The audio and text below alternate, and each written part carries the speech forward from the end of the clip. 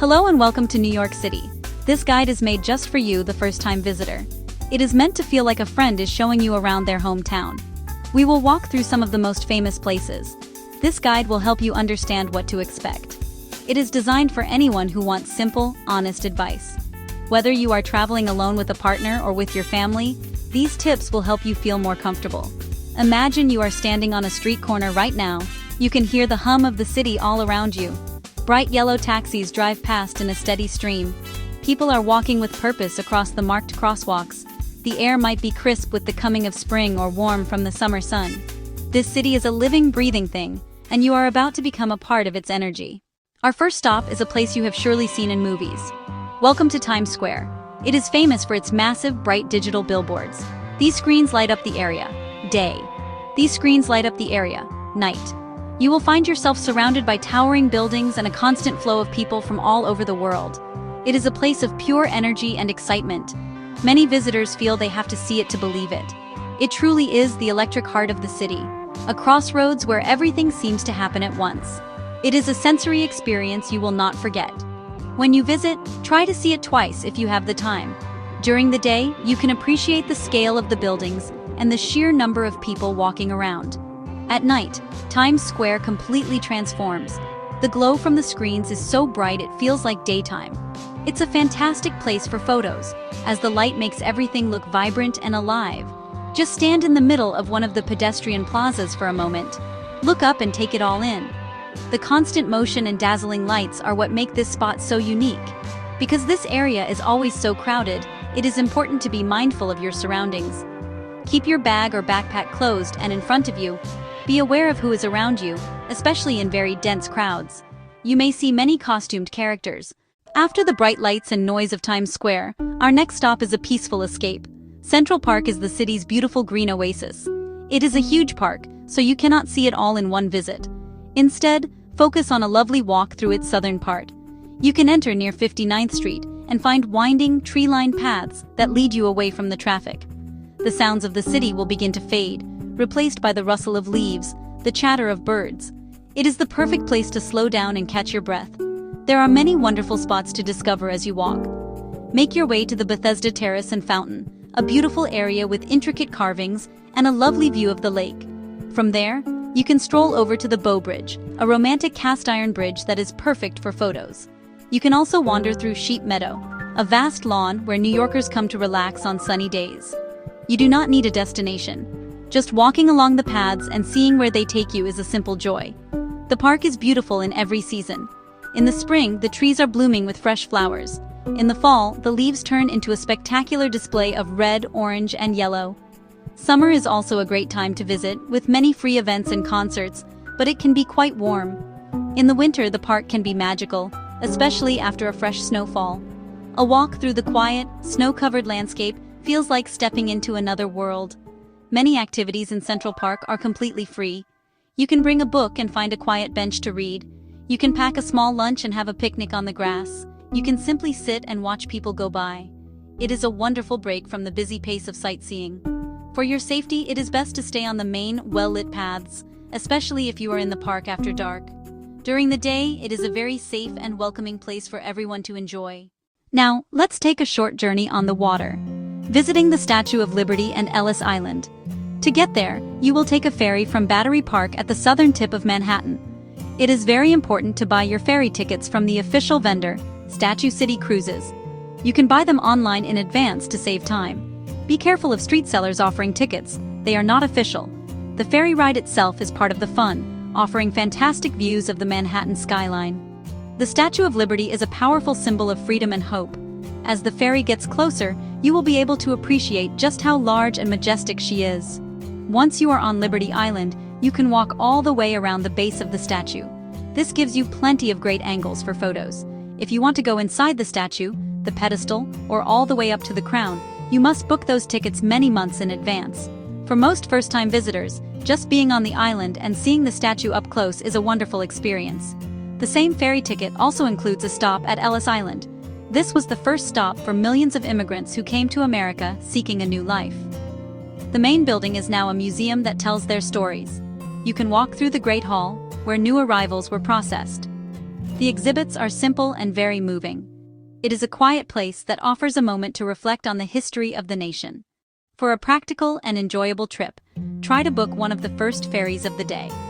The lines get much longer as the day goes on, especially during the busy summer months. A light jacket is a good idea, even on a warm day, as it can be windy on the water. The entire trip to both islands can take several hours, so plan accordingly. If you are short on time, you can also take the free Staten Island ferry. It passes by the statue and offers great photo opportunities without stopping. It is time to visit another one of New York's famous boroughs. We are heading to Brooklyn. One of the best ways to get there is by walking across the iconic Brooklyn Bridge. The entrance to the pedestrian walkway is near City Hall in Manhattan.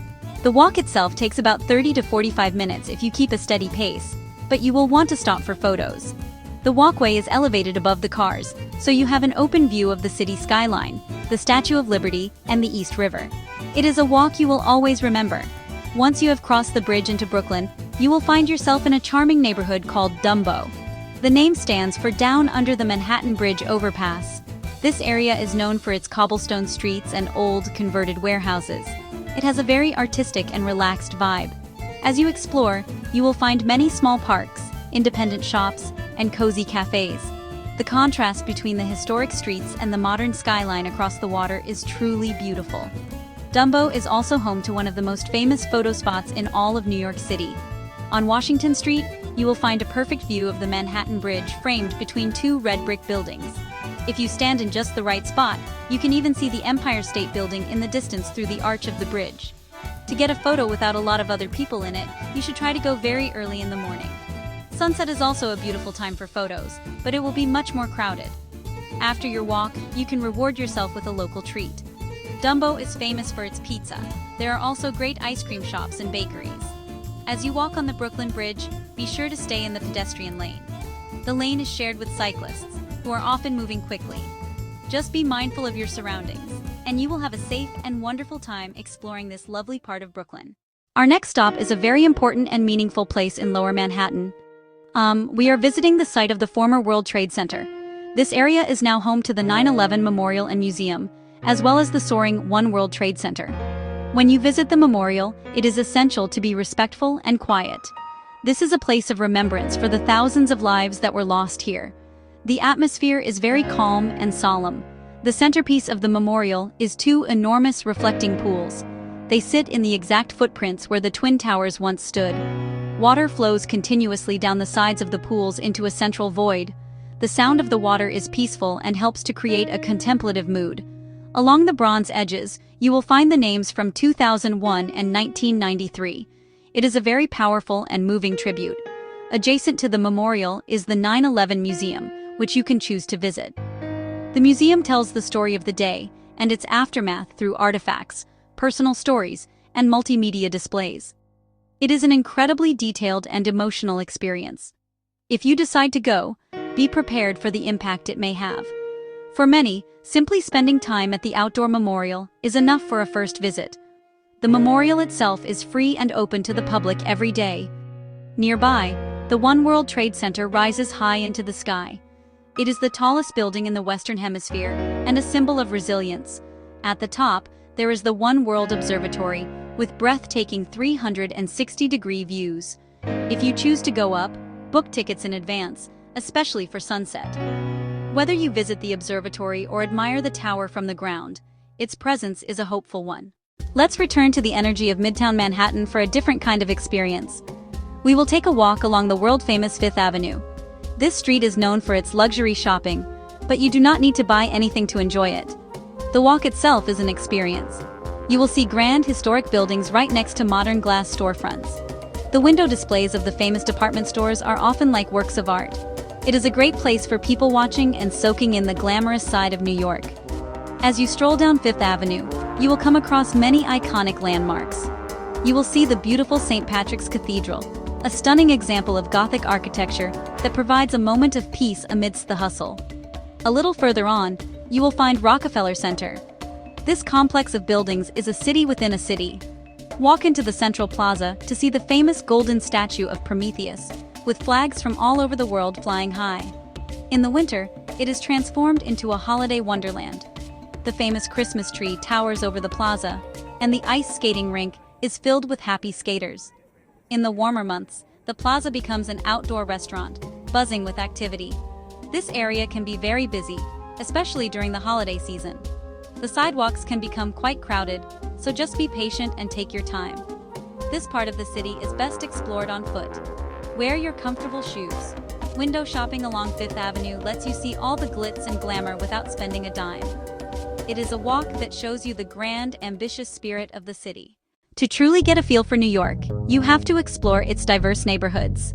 Chinatown, Little Italy, SoHo. We are going to take a short walking tour through 3 distinct areas.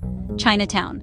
Starting in Chinatown, you will feel like you have been transported to another part of the world.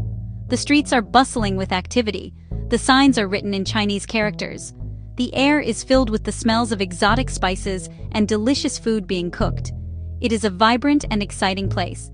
As you walk through Chinatown, let your senses guide you.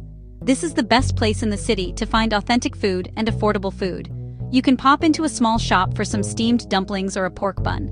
You can find bakeries selling sweet egg tarts and other pastries. Don't be afraid to try something new from a street vendor. Many small shops only accept cash, so it is a good idea to have a little on hand. Just a few blocks north, the atmosphere changes completely as you enter Little Italy. Little Italy is a small, charming neighborhood with a strong Italian-American heritage.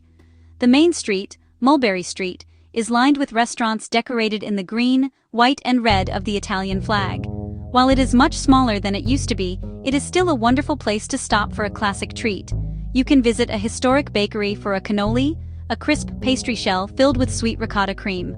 Or, you can sit at an outdoor cafe and enjoy a strong espresso. It is a neighborhood that invites you to slow down and savor the moment. Just to the west of Little Italy, you will find SoHo. The name stands for South of Houston Street. The vibe here is trendy and artistic. You will notice the architecture right away. SoHo is famous for its cast-iron buildings, which have beautiful, ornate facades. The streets are cobblestoned. To make your first trip to New York City as smooth and enjoyable as possible, here are a few final practical tips. When it comes to getting around, the subway is your best friend. It is fast. It runs 24 hours a day. It is the most affordable way to travel longer distances. Buy a Metro card, and you can easily get from one neighborhood to another. For shorter distances, walking is often the best way to see the city. You will discover so much more when you explore on foot. Use a map app on your phone to help you navigate. Let's talk about safety. New York is a very safe city for visitors, but like any big city, it is smart to be aware. Keep your wallet secure. Keep your phone secure, especially in crowded places like the subway and Times Square. At night, stick to streets that are busy and well lit. Trust your own feelings. If a situation or a place does not feel right, simply walk away. Your comfort and safety are the top priorities. New York can be an expensive city, but there are many ways to enjoy it on a budget. Look for small delis, pizza by the slice shops, and food carts. Many of the city's best experiences are completely free. Walking through Central Park, walking across the Brooklyn Bridge. Look for city passes only if you plan to visit many paid attractions. Buying tickets online in advance often saves you time waiting in line. Remember that New York is a real city, not just a collection of sights. It is filled with people living their everyday lives. Be open, be curious, be kind. A simple smile or a thank you goes a long way. Do not be afraid to ask for directions. New Yorkers are often more helpful than their reputation suggests. Your first visit is an introduction. You will not see everything, and that is okay. The goal is to get a taste of the city's incredible energy. I hope you have a wonderful and memorable trip. Explore, enjoy, come back soon. Like, subscribe, and share your questions in the comments. New York is more than a city, it's an experience. If you enjoyed this guide, like, subscribe, and leave a comment with your questions.